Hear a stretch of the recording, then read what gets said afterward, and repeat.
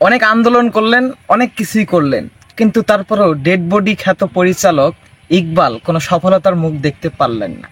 Recent একটি ইন্টারভিউয়ে dead body খ্যাত পরিচালক ইকবাল ইন্টারভিউ দিয়েছেন। তার সিনেমার বাজেট ছিল ৪৫ লাখ টাকা।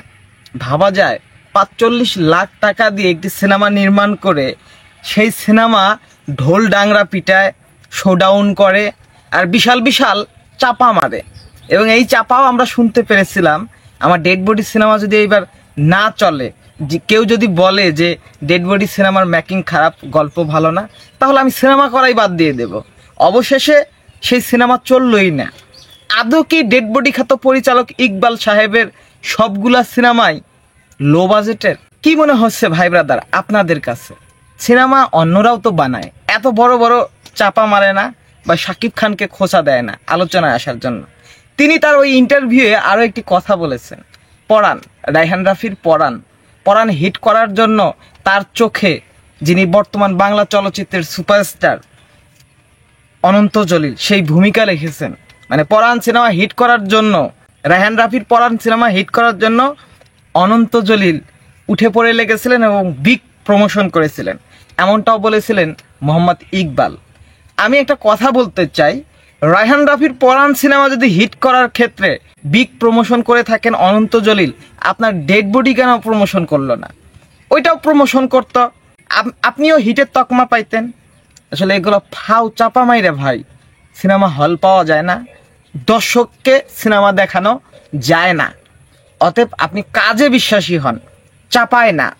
কাজে বিশ্বাসী হলে অন্তত কিছু একটা ফায়দা পাবেন, যে না আমার সিনেমা দেখতেছে সবাই, 2টা লোক হোক 3টা লোক হোক সিনেমা দেখতেছে।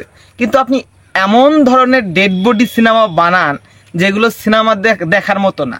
আপনি ওপেনে ঢোল ডাংরা পিটান, সোশ্যাল মিডিয়াতে এসে চাপা পিটান। মানে ওই ঢোল ডাংরার থেকে আপনার মুখের ঢোল ডাংরারই মানে আওয়াজটা বেশি। তো এসব বন্ধ করেন, মানুষকে সম্মান দিতে শিখুন এবং নিজেও ভালো ভালো সিনেমা নির্মাণ করুন। আর এসব লো বাজেটের সিনেমা মানুষ দেখবে না, এর থেকে উন্নত কিছু করা লাগবে।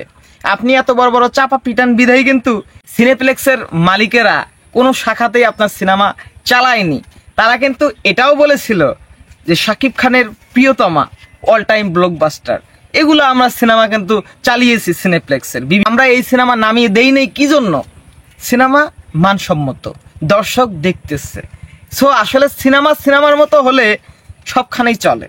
সিনেমা যদি ঠেলা গাড়ি হয়, গরুর গাড়ি হয়, ডেড বডি হয়, তাহলে আপনার মতো পরিচালক ডেড বডি হয়ে যাবে। তথা ডেড বডি খ্যাত পরিচালক ইকবালের কথা বলতেছি। ডেড বডি মার্কা সিনেমা যারা নির্মাণ করবে তারা এইভাবে ডেড হয়ে যাবে। সো ভাই ব্রাদার, টাকলা ইকবালের সিনেমার মানগত নিয়ে প্রশ্ন উঠেছে, বাজেট নিয়ে প্রশ্ন উঠেছে, চাপা নিয়ে প্রশ্ন উঠেছে। তো তার এইসব বিষয় নিয়ে আপনাদের কোনো কিছু বলার থাকলে কমেন্ট বক্স ফাটিয়ে দিন।